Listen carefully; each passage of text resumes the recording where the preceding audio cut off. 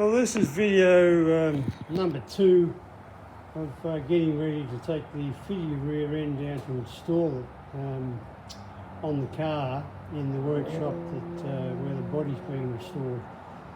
I'm doing these videos only because there are some people with a strange mental faculty like mine which seem to have an interest in it. So I'm only putting them on YouTube because they're just too big to email. So here we are, here's what we're up to. We're just assembling all the parts ready to go. That's the exploded diagram of the rear end, quite obviously. So what we start with is the inner spring shock, that's the spring, and this here is the little buffer, I guess you call it, spring buffer, which mounts on the body and will sit over the spring like that once it's installed. So we have a collection of nuts, bolts and taps, thread taps over there to retrieve that. So hopefully that should work out all right.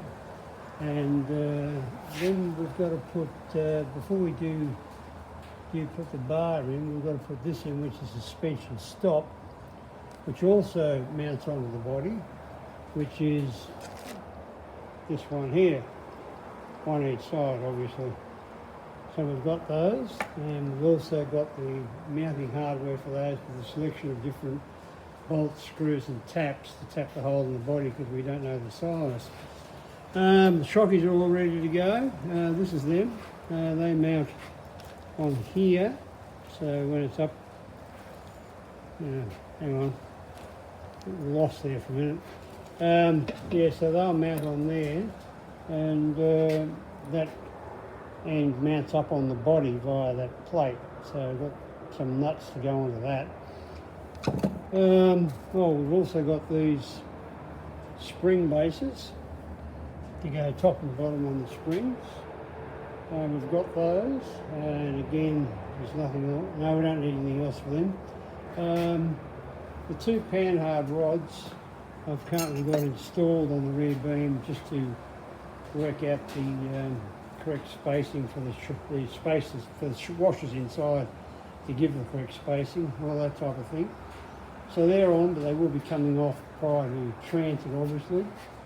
This is then the left-hand side, and if we look over here, this item here, this cable affair, is what goes down underneath the rear beam and bolts back up onto the chassis.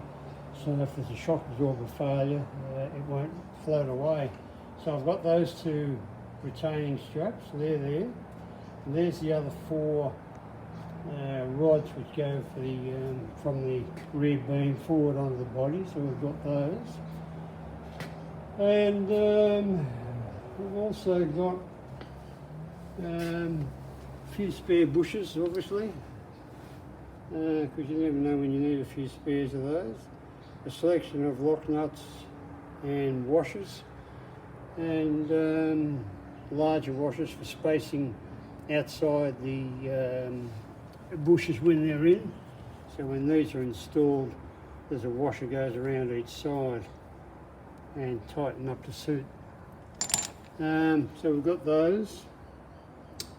I think that's pretty much about it. So all I have to do now is make sure I've got all the spanners that I need to be able to mount this on the car, which is going to be a tricky exercise, I feel sure. However, that's where we're at the moment. Oh, the wheels. I wanted to put it on its original wheels with an original period tyre, so the guys can get the ride height correct before they make the rear guards. So this is what we've got. So that's the wheel, obviously, and I made these cover plates here, which are held on by this genuine 1973 ISO retaining bolt, and that's the original wheel. And I made these protector plates up purely because the guys are going to be welding around the area there, and I didn't want any damage from a bit of weld spatter going across onto the wheels. Because they're made in 1973, they're a magnesium alloy wheel with a very high component of magnesium and not so much alloy, which means if they catch fire, because magnesium generates its own oxygen when it burns, you've got the devil of a job putting them out, so we don't want that to happen. So that's why I made these plates up, so they'll protect the wheels. So we've got 2 of them, and that I think is just about it. I think that gives us everything we need to get the suspension in and have it sitting on its original wheels at the correct ride height. So we'll leave it there, and if you feel demented enough to want another update, I will be putting one on at some stage. Bye.